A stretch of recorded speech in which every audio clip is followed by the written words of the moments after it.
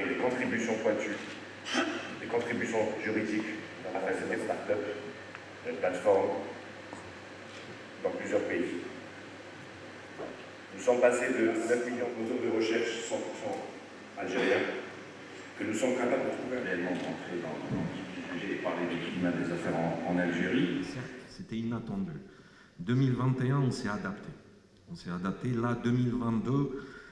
مناخ الأعمال اليوم راهو في تحسن.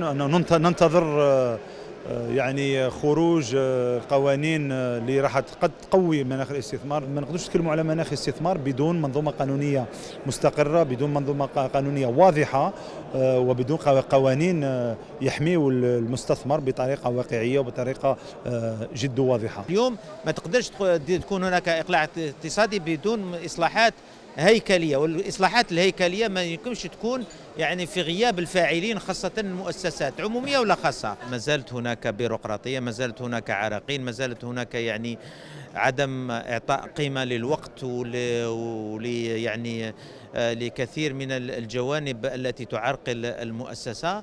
كي نحكيو على الرقمنة بارابور المناخ الأعمال، سي دو زيليمون انديسوسيابل. باسكو علاش؟ باسكو الرقمنة ديجا هي لازم لها مناخ الأعمال باش elle fonctionne et en même temps c'est elle qui contribue في le développement تاع le climat des affaires pour les autres secteurs. Les plateformes existent, les textes existent. Maintenant, l'approche commerciale de l'offre commerciale du banking, ça dépendra des banques. Il n'y a aucune restriction réglementaire à ce que les banques aillent vers le client. Et même concernant l'offre globale, on a autorisé dans le cadre de l'inclusion financière, on a autorisé déjà l'islamic banking l'année passée, ça fait 2 ans. L'année passée, on a autorisé pas moins d'une vingtaine de produits digitaux pour les exportateurs, les startups qui exportent des services via Internet ou bien les assurances ici. Même les cartes corporate internationales sont autorisées et fonctionnent bien, acceptantes aussi. Hein.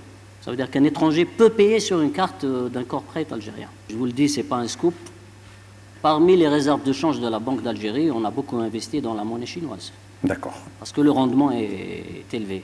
Parfait. Et parce qu'on a, c'est notre premier partenaire en import au niveau international. Donc ça peut se faire. Je ne sais pas si les Ça peut se faire, mais le passage de la Chine vers la Russie, ce sera impossible aussi. D'accord. Bon,